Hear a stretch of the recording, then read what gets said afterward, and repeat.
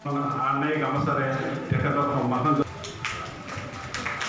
ইয়াৰ পিছত আমাৰ মাজত আমাৰ সঞ্চালক মহোদয় তথা আমাৰ জিলা কৃষি বিভাগ ডাঙৰীয়া আছে তেখেতক এখন আনেৰে সন্মান জনাব।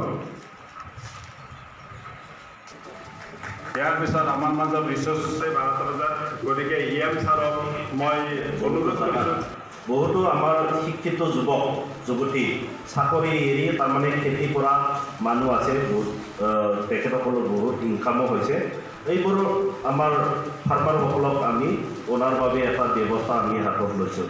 যিবিলাকে গাহৰি মানে পালন কৰি বহুতো উৎপাদন বা বহুত প্ৰফিট হৈছে, যিবিলাকে কিছুমান খেতি ফুল খেতি কিছুমান হৰ্টিকালচাৰ লাইনত যিখিনি খেতি কৰি লাভজনক হৈছে তেখেতসকলক আমি প্ৰদৰ্শন কৰিলোঁ।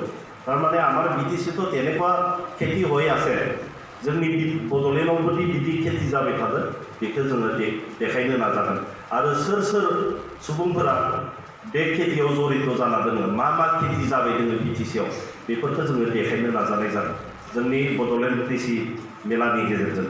आं बेनिखायनो खावलायो কৃষকসকলক যাতে আমাৰো BTC অঞ্চলত আমাৰ জেইন ইৰিগেশ্যনৰ যি আমাৰ বৰুৱা ডাঙৰীয়া আছে बेखौ बिसेसखौ जोंनि BTC ओनसोलाव जोंहा आबादारिफोरनि थाखाय स्कप दङ आरो जोंनि माने 80% सुबुंफोरानो खेथि मावो जेला बेयाव जोङो आबादखौनो जोङो मेन साननानै खामानि मावलांनांगोन। बिसेसखौ जोंनि मासरुम दा बड'लेण्ड इउनिभारसिटियाव मासरुम प्रडाक्सन जोङो डिपार्टमेन्टनिफ्राय ट्रेनिंबो होदों आरो जोंबो हेफाजाब होदों मासरुम प्रडाक्सननि कारणे।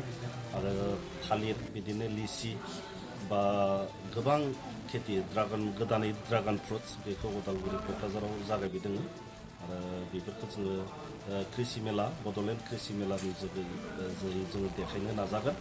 आरो जों नुबाय गोबांथार फरायनाय माने सेंग्राफोर माने हौवासा हिनजावफोर बिथांमोना आवगायबोदों आरो बेफोरखौ जोङो बड'लेण्ड कृषि मेलायाव देखायनो नाजागोन। बोरै माने साख्रि गारनानै फैनानै मा मा मावबायदों आरो जोङो साख्रि मोनाबाबो जाहाथे आबाद मावनानै सोलिनो हायो, जानो हायो, न'खरखौ मोजां खालामलांनो हायो। बे हाबाफारियाव जोङो रायजो राजा आरो बिखेखयै माने फरायफुनाय सेंग्रा सिख्लाफोरनो जोङो होनो नाजागोन बे गियानखौ।